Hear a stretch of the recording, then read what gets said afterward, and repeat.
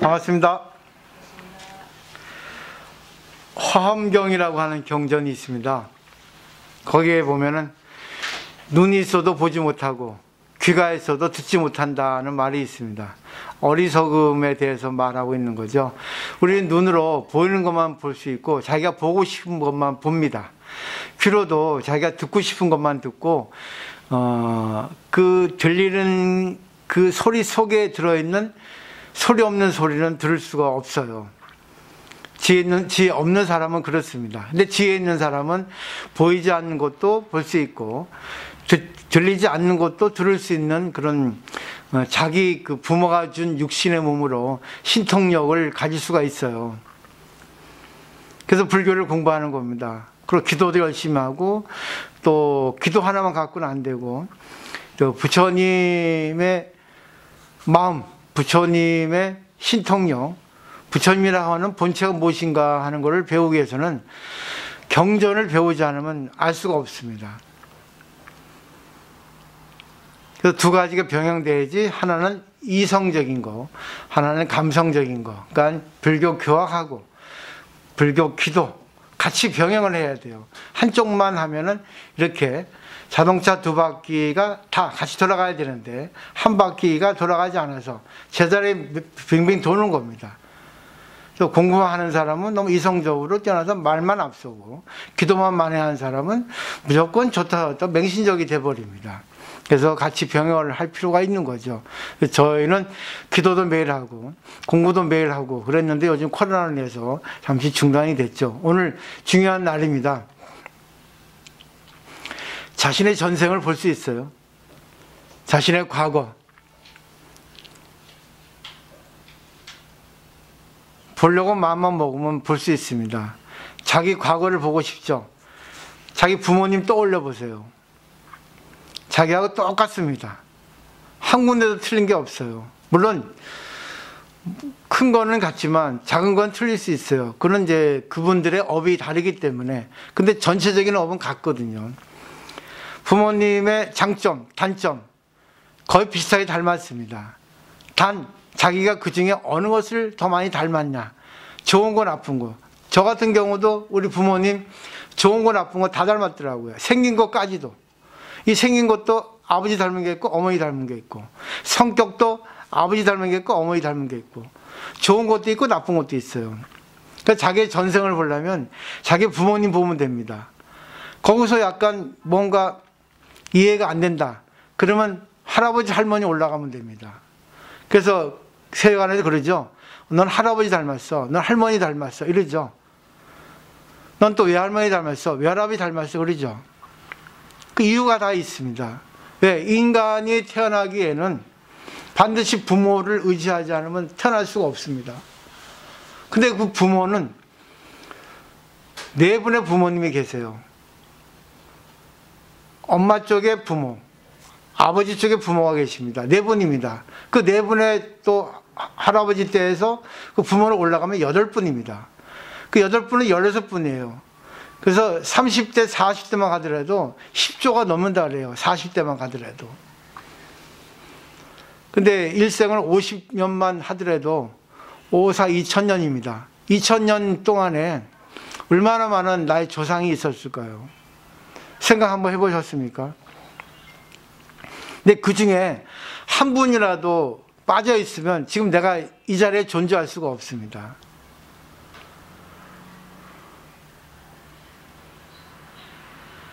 옛날에는 참 조상을 숭배하고 조상에 대해서 감사를 많이 했어요. 요즘 세상은 안 그렇습니다. 부모를 우습게 알고 조상을 우습게 합니다. 제사 안 지내려 합니다. 제사 끝까지 게 뭔데, 죽으면 끝인데, 이런 사상이 지금 난무합니다. 때문에 지금 사회면으로 보면 흉악한 범죄들이 연령을 낮이 해가지고 엄청난 일들이 벌어지고 있습니다. 부모를 알기를 우습게 알고, 선생을 알기를 우습게 알고, 그리고 진리 알기를 우습게 알고, 그냥 충동적으로, 그냥 관능적으로, 본능적으로 살아갑니다. 오직 돈만 있으면 된다 그래요. 누구 탓이겠어요? 전부 지금 부모 탓입니다. 문제가 많아요. 그 부모는 누구 탓이에요? 조금만 탓이에요. 바로 이렇게 제대로 전수를 해주지 않아서 그렇습니다. 사람이 죽으면 끝이라고 하지만 끝이 아닙니다. 이 윤회 사상은 불교 사상이 아니에요. 원래 인도의 바라문교의 사상입니다. 윤회라고 하는 것은 죽으면 다시 태어나고 또 죽으면 다시 태어나고 계속 윤회한다는 겁니다. 인간의 육체만이 아니라 정신도 그래요. 정신도 좋은 마음이 일어났다가 나쁜 마음이 일어나고 자기 중심적인 마음이 일어났다가 남을 위한 마음이 일어났다가 하루에도 수백 번 윤회합니다. 그러니까 결국 마음의 세계를 보면은 육체의 세계도 알 수 있어요.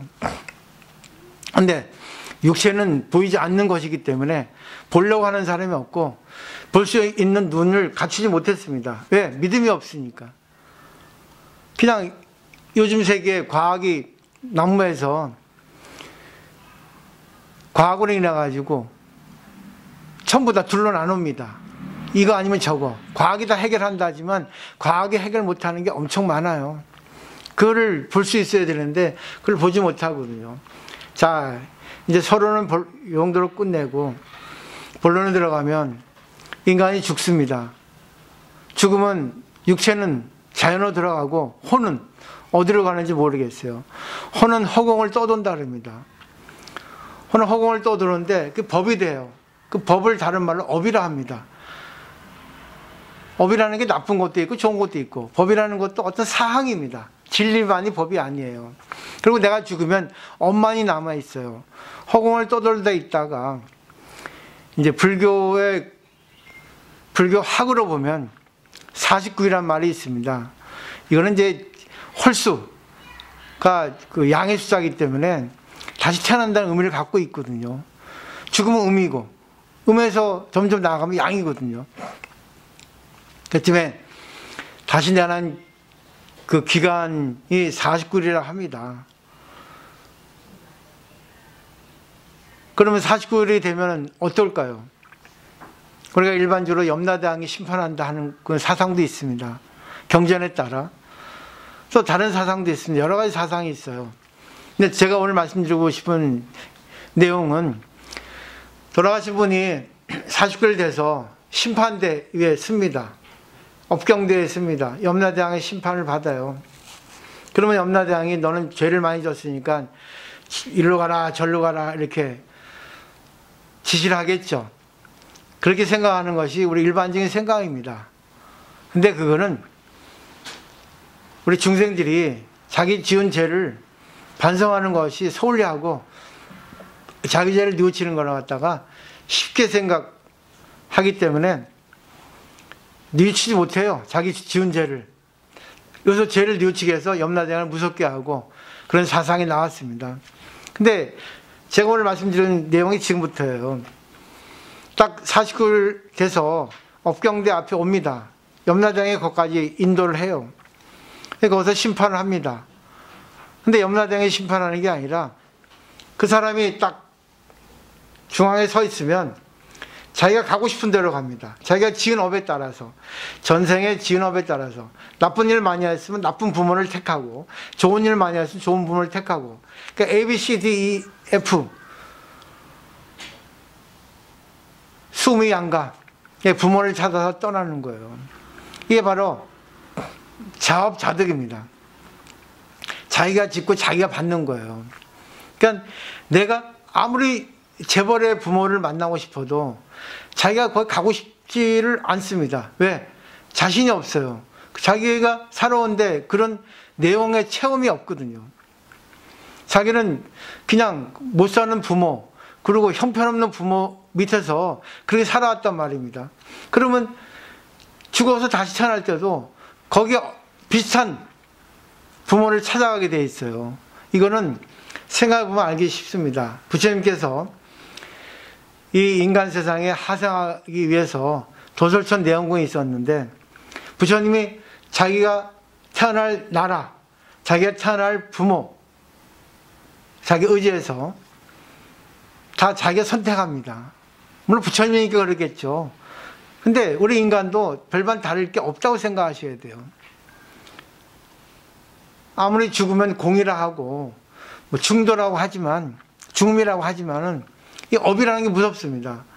마치 관성의 법칙대로 자기가 끌려가는 거예요. 자기가 가고 싶어도 자기 업이 끌려가는 대로 끌고 가는 겁니다. 그러니까 내가 이 세상에 살아가면서 내 마음대로 못 하잖아요. 자기가 하고 싶어도 하지를 못하고 하기 싫어도 해야 되고 어쩌다 보니까 나도 끌려가지고 업을 짓고 있지 않습니까? 근데 왜 49제를 하겠습니까? 그때 허술하는 겁니다. 아, 어머니, 아버지, 거기 말고 이쪽에 있죠. 한번 뒤돌아보세요. 지금까지 살아오셨는데 그 가운데 중요한 것도 있지 않습니까? 좋은 것도 있지 않습니까? 한번 자기를 뒤돌아보십시오. 아, 자, 다시 태어난다면 어떻게 사실 것이요? 새 출발하셔야 되지 않습니까? 근데 시장경에 보면은 그것이 돌아가신 분한테는 7분의 1 도움이 된다 그래요. 7분의 6은 남아있는 자식들에게 도움이 된다고 합니다. 그럼 결국은 이 49제 하는 거는 돌아가신 분을 위해서 하는 것이기도 하지만 결국은 나를 위해서 하는 겁니다. 아, 나는 저렇게 살지 말아야지. 아, 나는 이렇게 살아야 되는데 마음만 먹었지 못하잖아요.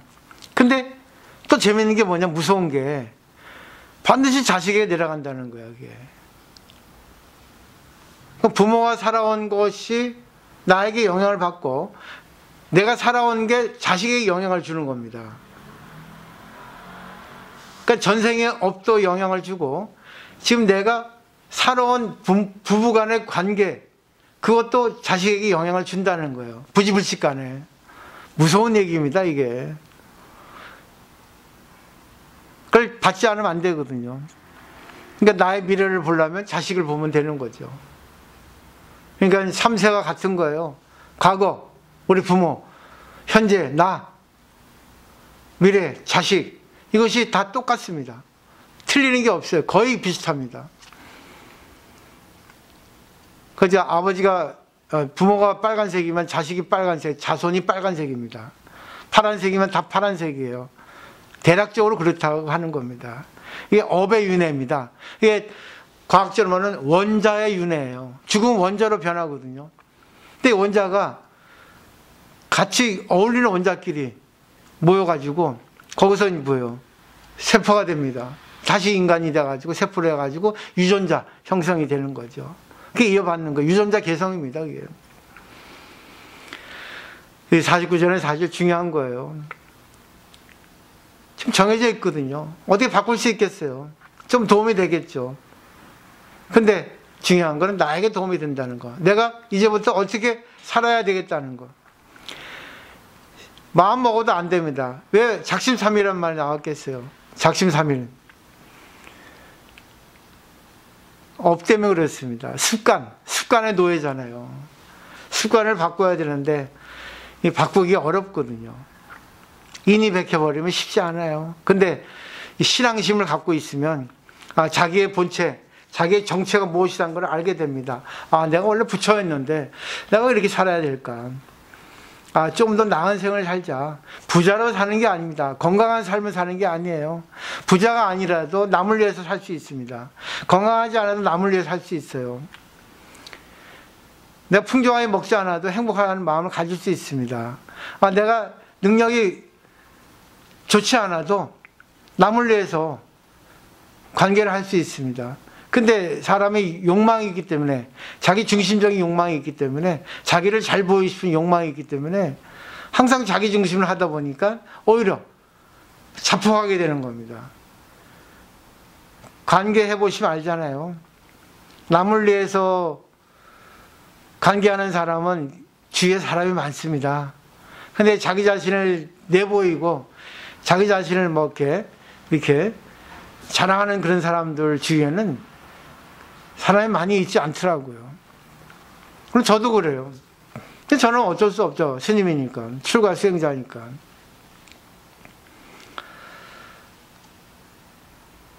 하여튼 자기 인생은 자기 인생 거지만 제일 중요한 거는 결론은 딱 하나입니다.